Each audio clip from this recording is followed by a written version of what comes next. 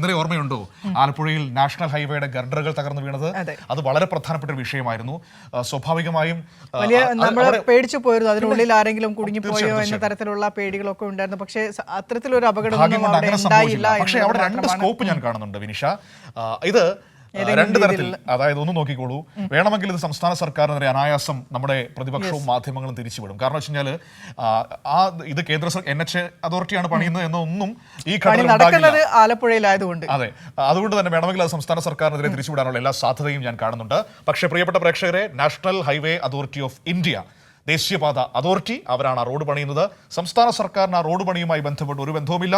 നമ്മൾ ഭൂമി ഏറ്റെടുത്ത് കൊടുത്ത് നമ്മുടെ പൈസ കൊടുക്കുക മാത്രമാണ് ചെയ്തിരിക്കുന്നത്. പക്ഷേ റോഡ് നിർമ്മിക്കുന്നത് ഈ പറയുന്ന പോലെ NHAIയുടെ മേൽനോട്ടത്തിലാണ്. നമുക്ക് നോക്കാം. പക്ഷേ ഇവിടെ ഒരു പ്രധാനപ്പെട്ട കാര്യം, ആ തെറ്റുകുറ്റങ്ങൾ മറച്ചു വെച്ചുകൊണ്ട് നാഷണൽ ഹൈവേ അതോറിറ്റി മേക്കപ്പ് ചെയ്യാൻ ശ്രമിക്കുന്നു എന്നൊരു ഗൗരവതരമായ പ്രശ്നം ഇപ്പോൾ ഉയർന്നു വരുന്നുണ്ട്. ഷാജഹാനാണ് ആലപ്പുഴയിൽ നിന്ന് നമ്മളോടൊപ്പം ചേരുന്നത്. നോക്കാം എന്താണ് സംഭവിച്ചുകൊണ്ടിരിക്കുന്നതെന്ന്, എങ്ങനെയാണ് അവിടുത്തെ നടപടികൾ മുന്നോട്ട് പോകുന്നതെന്ന്. Shaji, good morning. ഇന്നലെ നമ്മൾ ഏറെ ആശങ്കയോടെയായിരുന്നു ഈ ഗർഡറുകൾ താഴെ വീണ വാർത്ത കേട്ടത്. പക്ഷേ ഭാഗ്യം കൊണ്ട് ആർക്കും അപകടങ്ങളൊന്നും സംഭവിച്ചില്ല. പക്ഷേ ഇതിന്റെ യഥാർത്ഥ പ്രശ്നം എന്തെന്ന് പഠിക്കാതെ വളരെ വേഗത്തിൽ തുടർ നടപടികളുമായി മുന്നോട്ട് പോവുകയാണോ നാഷണൽ ഹൈവേ അതോറിറ്റി? എന്താണ് അവിടെ സംഭവിക്കുന്നത്?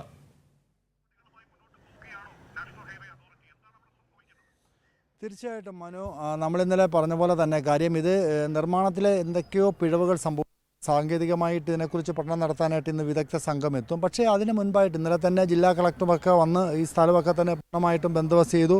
ഇത് സംബന്ധിച്ച് പഠനം നടത്തണം, എന്താണെന്നുള്ളത് കണ്ടെത്തണം. പക്ഷേ അതിനിടയിൽ ഇന്നലെ രാത്രിയിൽ ഇവരുടെ ചില ജീവനക്കാരെ വെച്ച് ഇതിൻ്റെ മേൽഭാഗത്ത് വെൽഡ് ചെയ്യുകയോ അല്ലെങ്കിൽ കമ്പി കെട്ടുകയോ ഇത്തരത്തിലുള്ള ചില പരിപാടികളൊക്കെ നേരം പുലർച്ചെ വരെ ഉണ്ടായിരുന്നു. അങ്ങനെ ഉണ്ടായിരുന്നെങ്കിൽ അവർക്കത് കഴിഞ്ഞ ദിവസം ഈ സംഭവത്തിന് ശേഷം തന്നെ അത്യാവശ്യമായിട്ട് ചെയ്യേണ്ടതാണ് ചെയ്യാമായിരുന്നു. പക്ഷേ ആളൊക്കെ പോയതിന് ശേഷം രാത്രി 12 മണിയോടുകൂടി, എൻ്റെ ദൃശ്യങ്ങൾ സഹിതം നമ്മുടെ കയ്യിലുണ്ട്, 12 മണിയോടുകൂടി ഈ പ്രദേശത്ത് ഇത്തരത്തിലുള്ള നിർമ്മാണ പ്രവർത്തനങ്ങൾ നടന്നു എന്നാണ് ദൃക്സാക്ഷികൾ പറയുന്നത്. കാര്യം അങ്ങനെ ഉണ്ടെങ്കിൽ ഇത് അവരുടെ ഭാഗത്തു നിന്ന് നിർമ്മാണത്തിൽ ഏറ്റെടുത്തിരിക്കുന്നവരുടെ ഭാഗത്തു നിന്നുള്ള കുഴപ്പങ്ങളല്ലെങ്കിൽ എന്തുകൊണ്ട് ഇങ്ങനെ സംഭവിച്ചു? ഇതിപ്പോൾ പരിസരത്തുള്ളവരാണ്. ഇന്നലെ എന്തായിരുന്നു സംഭവിച്ചത്? നിങ്ങൾ എന്താ കണ്ടത്? ഒരു വൈകിട്ട് ഒരു 8 മണി 8:30 പോലീസും കാര്യങ്ങളൊക്കെ ഉണ്ടായിരുന്നു. അവരെല്ലാം പോയതിന് ശേഷമാണ് തൊഴിലാളികൾ കയറി കമ്പി കെട്ടുന്നത് കണ്ട്. അപ്പോൾ ഇത് എന്തുകൊണ്ടാണ് കമ്പി കെട്ടുന്നത് നമുക്ക് ആർക്കും ഹിന്ദി ചോദിക്കാൻ അറിയാൻ പറ്റുന്നതുകൊണ്ട് പലവട്ടം ചോദിച്ചു. അത് നമ്മുടെ മനസ്സിലൊരു സംശയമാണ്. ഇത് എന്തിന് ഇത് വീണ്ടും കോൺക്രീറ്റ് ചെയ്തിട്ട് പുനരാരംഭം തുടങ്ങുന്നതാണോ?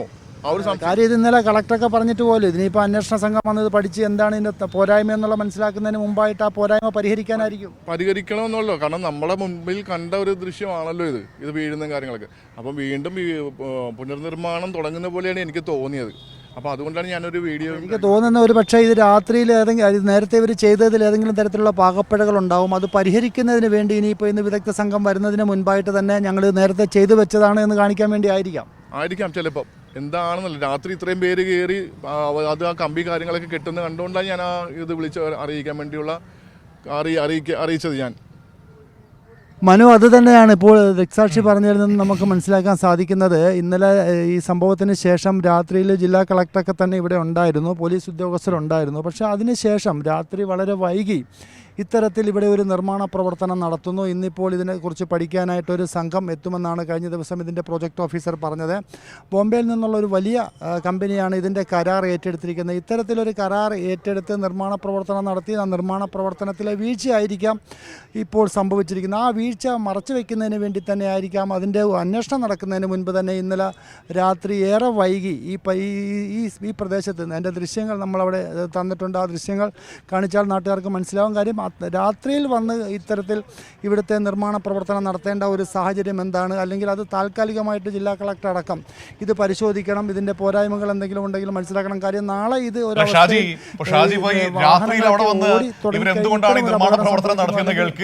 ചോദിക്കുകയുണ്ടായല്ലോ.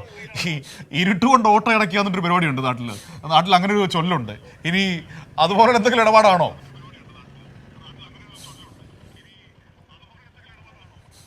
തീർച്ചയായിട്ടും മനു അത് തന്നെയാണ് നമുക്ക് തോന്നുന്നത്. കാര്യം ഇതിൻ്റെ ഈ അവസാനം ഇപ്പോൾ നമുക്ക് കാണാം, അതിൻ്റെ ആ നെറ്റ് പോലെ നിൽക്കുന്ന ഭാഗങ്ങളൊക്കെ നമുക്ക് കാണാം. അതൊന്നും തന്നെ ഇന്നലെ ഉണ്ടായിരുന്നില്ല. ഇപ്പോൾ ഇന്നലെ രാത്രിയിലാണ് ഇപ്പോൾ 3-4 തൊഴിലാളികളെ വെച്ച് ഈ ഭാഗം മൊത്തം പൂർണ്ണമായിട്ടും നെറ്റ് പോലെയുള്ള ഈ കമ്പി ഉപയോഗിച്ച് നെറ്റ് ചെയ്ത് വെച്ചിരിക്കുന്നത്. അത് ഒരുപക്ഷെ ഈ നെറ്റ് ചെയ്ത് വെക്കണം എന്നുള്ളത് ഇതിൻ്റെ ഭാഗമായിട്ടുള്ളതായിരിക്കാം. ഇതവർ ചെയ്തിട്ടുണ്ടാവില്ല. അങ്ങനെ ചെയ്യാത്തത് കൊണ്ടായിരിക്കാം ചിലപ്പം ബലക്ഷയം ഉണ്ടാകുകയും താഴെ പോകുന്ന ഒരു സാഹചര്യം ഉണ്ടായത്.